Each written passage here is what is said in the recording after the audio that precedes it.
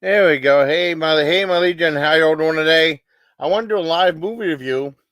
It's for like a 1985, some people say 1986 movie called No Retreat, No Surrender.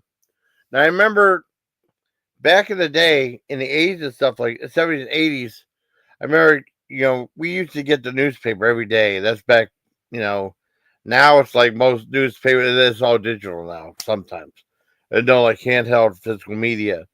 But back then, we used to get the newspaper every week, every day, because my mom has a subscription to it, and they have a thing with the movie listings. And now the movie listings back in the '80s and stuff, they used to have like full page ads in the paper, and those were always pretty cool. I don't think they don't have a lot of those saved on, but you can find like picture ads for movies and stuff like that. Now they just have that Fandango crap, which I hate. They don't have that stuff anymore. What happened was, I remember back in the day seeing an ad for No Retreat, No Surrender playing at the drive-in. I don't know if it played the regular theater or not. It might have, if it did, it probably played at West Erie Plaza because they showed some of the more unusual movies like Liquid Sky or the Italian films like Night of the Zombies, which became Hell of the Living Dead, House by the Cemetery, Silent Night, Deadly Night. They would play some of those ones. They played Face of Death Part 4 like 92 or 93. And I already saw the movie on videotape. It played for like a week or two. Anyways, this movie came out. I didn't like the ad campaign for it. I thought it looked dumb. And then they talk about like Bruce Lee's rise from the grave to train him. I thought that sounded silly at the time. But now I don't want to see that. And then over time, I know one guy in Germany had it. He brought when I was working, I played some of it. I don't know if I didn't get into it or I don't know. Anyways, I knew it was like the first major American role that Jean-Claude Van Damme did, because he did a couple other movies. He did some some French film, L. Von Trusen Hold'em, something by '79. He had like a Man in the Garden played uncredited, and then he had a small part in Breakin', Spectator, and First Dance Secret, and uncredited. I remember he talked to like the guys at Cannon for a movie, and then they finally gave him Bloodsport. But he was in a couple of Cannon movies. I guess he played a soldier, missing in action, uncredited. And then he was in some French movie called Monaco Forever, like a gay karate guy. And then he had 1985 or '86. He was in Retreat, No Surrender, where he's like the Russian guy, and he had like more of a role in there, and that was like his first really major American film role. Um. Anyway, and then this movie, I saw it. It's free on YouTube, right? I showed it to Gordon. Gordon, like, nah, I'm not in a movie like that. Like, what? That's it. I mean, he kind of surprised me something, but it's okay. Um. Anyways, it starts off with this one dojo, like Karate Kid. It blends a bunch of different types of movies. It blends like Karate Kid, Rocky Four, um, Last Dragon, some of that Ninja 3, The Domination, and also Breaking. Um, it blends those three together, those movies together in a very bizarre way. But it's very entertaining. It's low budget, but it's very entertaining. Some of the acting is not too good in it, but I had a good time all throughout the movie. It's a lot of fun. It's only like 94, 95 minutes. Nowadays, like sometimes people get bored of the movie, they fall asleep after 10, 12, 20 minutes. Not me. I was really into this movie. Anyways, it starts off with this dojo. It kind of brings back Cobra Kai memories now, but in the Karate Kid, they had different dojos. And they had they were just showing the guys showing how to do like poses, and there's like younger kids and stuff in there, and they're doing. And then you see these three gangsters, these tough looking guys come in there, talking to the main guy that owned the place, and he said, "Hey, you think of the offer we made you?" I said, "Yeah, but I don't think I'm not interested. I'm not going to do it." And so we have ways to make you. We have ways to make you agree with us. And they started getting into a fight with the guy. And then Jean-Claude Van Damme came in. He broke the guy's leg. And then I found that the one kid that was the main guy at the dojo was actually his son named Jason, right? Dad, dad, dad. He tried to attack Jean-Claude Van Damme. He grabbed his arms, he twisted him a certain way. He just shoved him aside.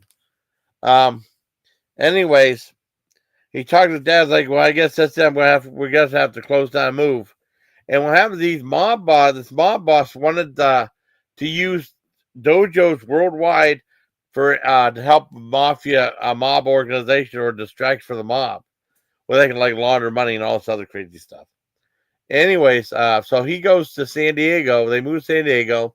He meets this one kid that's like a breakdancing guy, his best buddy, and then that brings back to the breaking aspects of the movie in it, which was fun.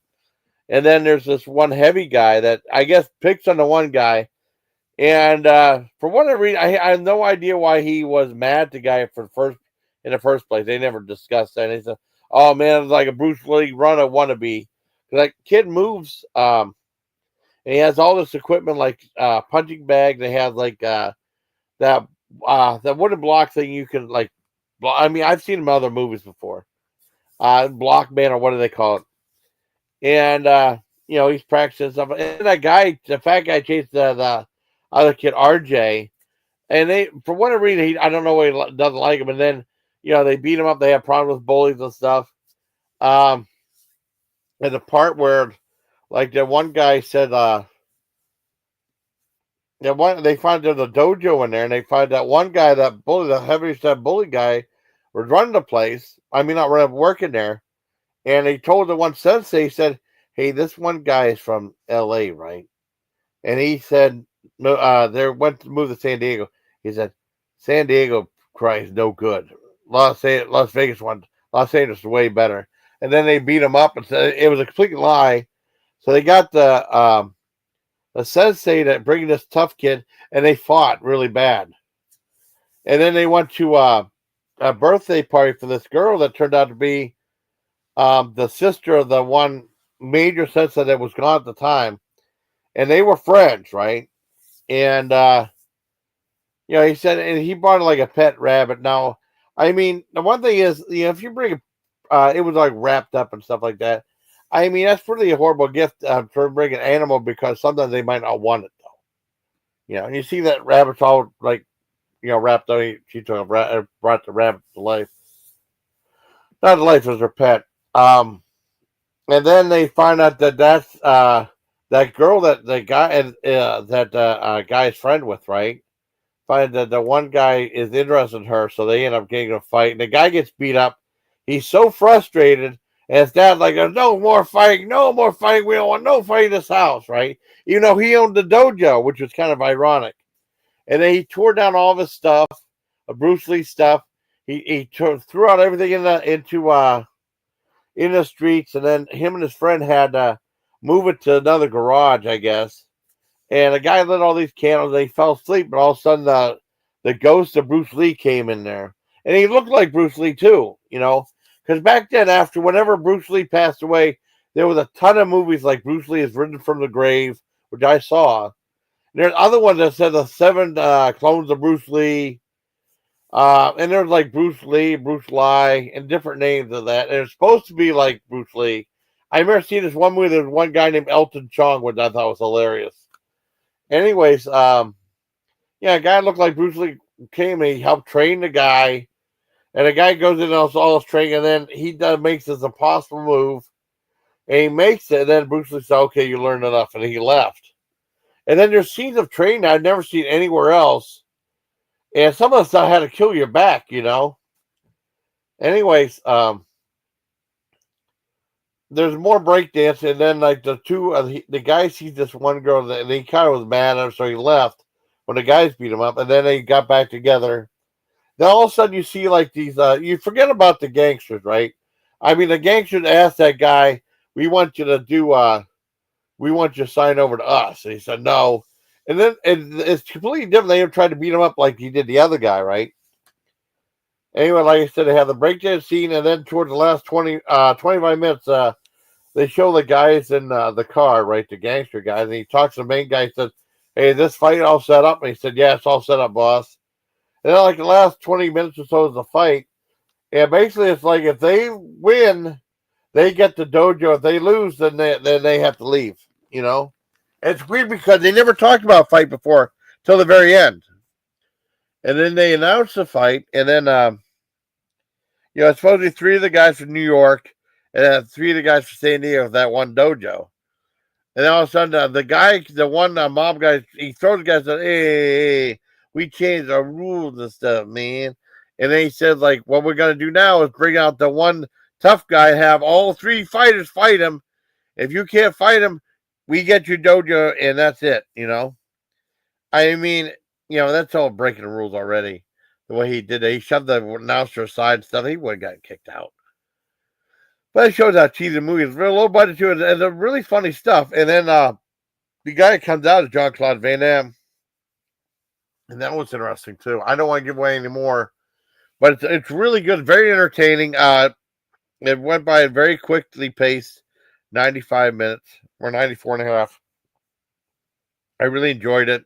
Like I said, whenever I first saw the ad for it, it didn't interest me whatsoever. So I don't want to see this movie. And over time, I wanted to see it. There's another Jean-Claude Van Damme movie before he went to do Blood Sport. I almost said Blood Feast. Blood Sport was Iron Eagle. I mean, no, Black Eagle. I got to watch that and review it. That's on Tubi. So I can review that, and then Black Eagle think it's about her too, which is fine. That's fine. I know Miller did a really cool video about Black Eagle, and then he showed the trailer for the movie Jean-Claude Van Damme, which looks interesting, by the way. And the guy who did the voice work announced it for the commercial just sounds like the guys in the 80s. It's the same guy. Brings back a lot of memories. I thought it was really fun. It was a fun movie. Fun fact was lots of trouble in with Jean-Claude Van Damme because he made contact a lot, knocked a lot of guys out. I remember he was sued in the movie Cyborg, and this came out like a few years later after I got out of the army. He was sued. I can't remember if he won or not. For he wanted to kick somebody, he cut his eye open. Because other people, like he said, he made contact, knocked people out. And the one director, there was supposed to be a 2-picture deal with the guy that produced it or wrote it, something like that. But he ended up canceling after that, or Jean-Claude Van Damme did. I can't remember. But he was like 2 major scenes of the movie, right? The one with the kid, and then the stuff at the very end, the last 20, 25 minutes. But he's not in the movie as much as you might think, though. But it's a very, very, very, very entertaining movie. I really liked it a lot. I give it like a 9.70 out of 10. It's really pretty awesome. Now it's cheesy though; it might be laughable in some parts. I think there's supposed to be some comedy in it though. I mean, those parts are funny, and the acting might seem cheesy and it's low budget, but I had a good time watching. I really enjoyed it. I know like Jedi Miller like stuff like this. It's from 85/86. I mean, if he's around, I'll tell him about it. But he might like the movie. I don't see why he wouldn't. It's PG rated. Because at first I thought it was R rated. Said no, and PG-13, no, PG rated. Because it's trying to get like that Karate Kids people in there though. Even though there's some scenes that might be a little too extreme, but not too horrible. Yeah, I hope you like it. It was a great movie. I really enjoyed it. It's free on YouTube. So I hope you like this video. Bye. Till next time, please take care, my legion. I was just going to do a live food review, and a live movie review, and that's about it. I hope you all liked the video, though. It's actually, it's free on YouTube from Flick 6 or something like that. It's quite good. I really enjoyed it. There's some other. It's just definitely worth watching it. In my opinion. So hope you like video. Bye. Till next time, please. Hold on. Next time, please take care of my legion. Like I said, it's free on YouTube. Just look up no retreat, no surrender. Right? It's getting late at night, and just click on it. It's free to watch. So hope you like the video. Bye. Till next time, please take care of my legion. Good night.